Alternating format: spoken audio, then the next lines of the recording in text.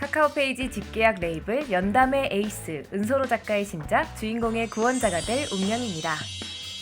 메가히트작 검을 든 꽃에 이어 런칭 초반부터 반응이 심상치 않았고 또 다른 대작의 등장이라며 독자들을 술렁이게 만든 작품이었죠. 우선 줄거리를 살펴보면 전생에서 읽었던 판타지 소설 속으로 환생한 주인공 아리아드네. 그런데 환생한 소설 속 캐릭터는 주인공도 조연도 아닌 단역. 현재의 삶이 허구가 아닌 현실이라는 점을 깨달은 주인공은 어떻게든 이 소설의 결말을 바꾸기로 다짐합니다.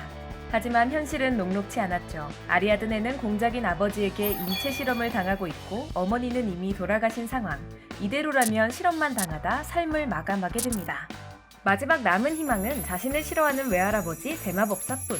그런데 할아버지의 반응이 예상했던 것과는 많이 다른 것 같습니다.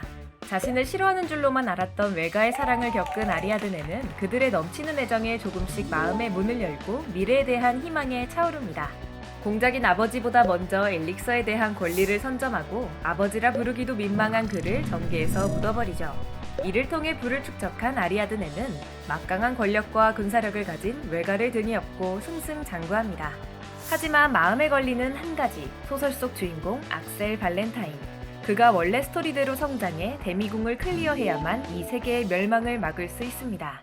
멀리서 다방면으로 그를 지원하지만 마음처럼 흘러가지 않죠. 결국 그를 포기하고 나름대로 데미궁 공략을 위한 준비를 하는데 자꾸 질척대는 남주.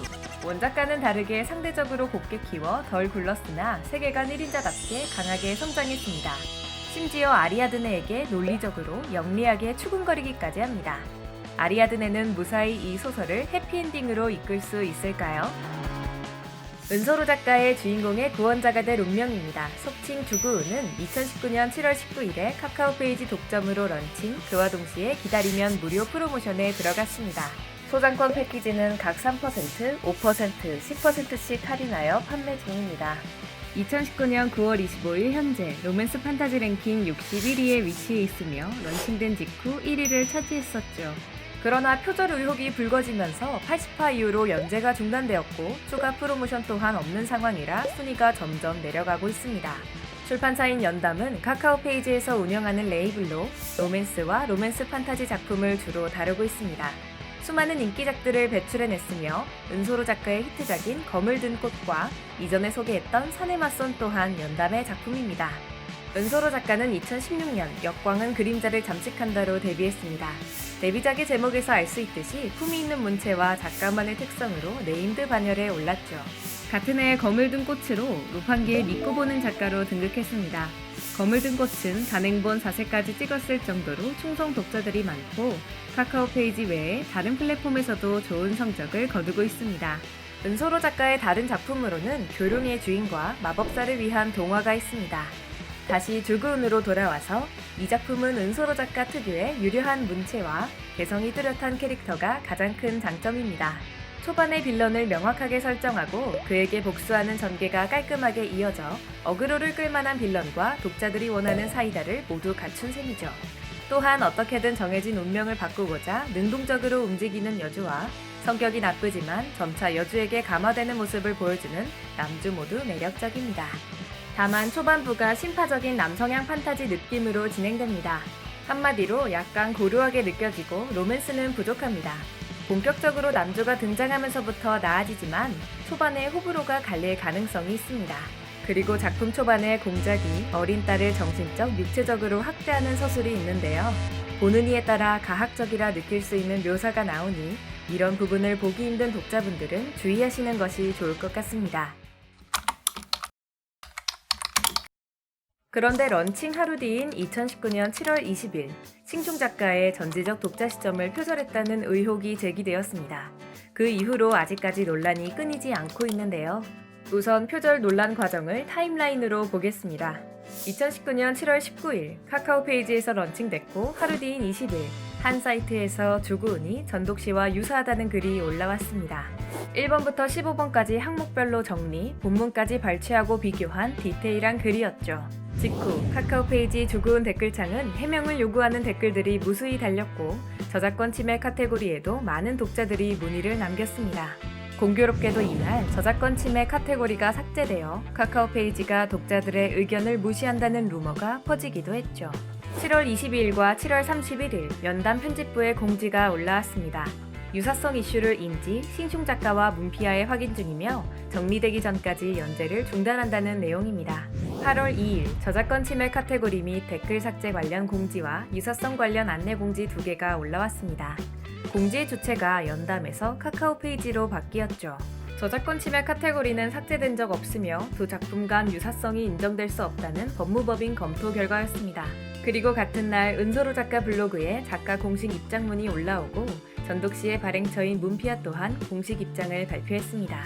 8월 4일 카카오 페이지의 법무법인 검토 결과가 전독씨 작품을 읽고 쓴 게 아닌 전독씨 나무위키를 참고하여 작성된 것이 아니냐는 의혹이 제기되었고 이 논란은 지칠 줄 모르고 끊임없이 새로운 의혹들이 생겨났습니다. 8월 22일 은소로 작가의 2차 입장문이 블로그에 게시되었습니다. 의혹이 제기된 부분과 관련한 캐릭터 및 스토리 구상 과정 등을 상세히 기술하며 억울함을 호소했죠. 그리고 9월 3일 연담에서 연재 재개를 알렸지만 9월 25일 현재까지 추가 연재는 없는 상황입니다. 그럼 이제 표절 논란의 시작이 된 게시글을 항목별로 살펴보겠습니다. 지극히 주관적인 견해입니다. 전독씨가 책빙임을 유행을 이끌었지만 이미 예전부터 특히 로판 쪽에서는 자주 쓰였습니다. 흔히 성자물이라고 하는 절대적인 존재가 등장인물을 후원하는 컨셉은 과거에도 없진 않았습니다.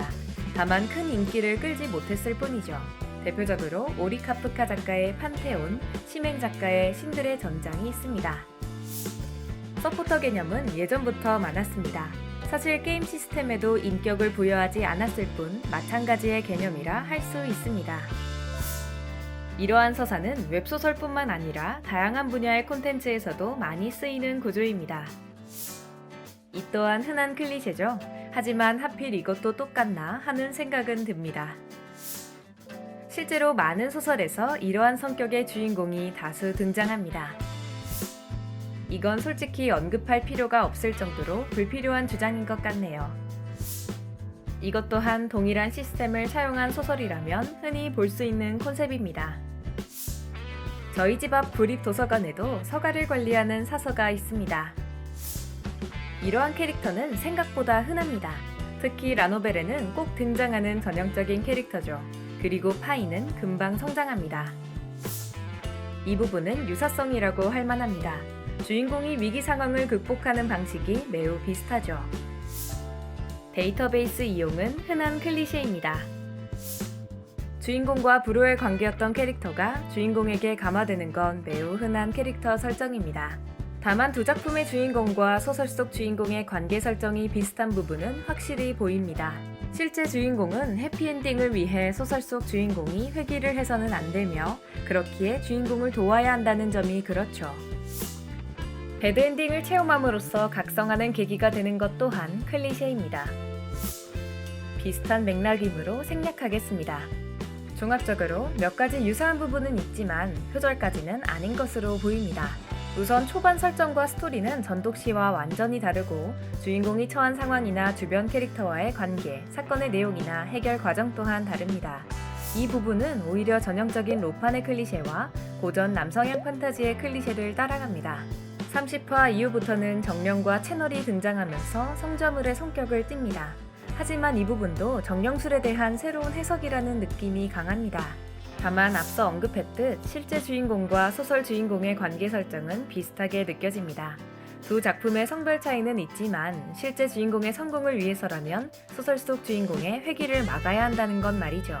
큰 서사의 가장 중요한 요소가 닮았다는 점은 논란을 키울 여지가 분명히 있습니다. 만약 전독씨의 중역 독자가 브로맨스 느낌이 전혀 없는 관계이고 조그은이 로맨스 코드가 전혀 없는 여주 단독의 판타지였다면 주요 등장인물 관계 설정이 겹친다는 비판이 이렇게까지 거세지는 않았을 것이라 생각합니다. 모든 이야기 콘텐츠는 클리셰를 사용하지 않을 수 없습니다. 전독씨 또한 기존 소설들의 설정이나 클리셰를 여럿 사용하고 있죠. 하지만 많은 사람들에게 사랑받는 이유는 기존에 존재하던 설정들을 차용했으나 작가만의 색을 잘 입혔고 클리셰를 사용했어도 전개가 참신하고 역클리셰 사용도 훌륭했다는 점입니다. 또한 캐릭터 자체의 개성이 강해서 더욱 인기 있죠. 조그은 역시 어디서 본 듯한 설정과 클리셰가 많이 섞여 있는 소설입니다. 하지만 의혹에 대한 검증이 이루어지기도 전에 빠르게 공론화된 부분과 그에 따른 팬덤 간의 갈등, 그리고 출판사의 미숙한 대응 등이 논란을 증폭시킨 원인이 아니었을까요? 영상을 재미있게 보셨다면 구독과 좋아요 부탁드립니다. 지금까지 채널 237이었습니다. 감사합니다.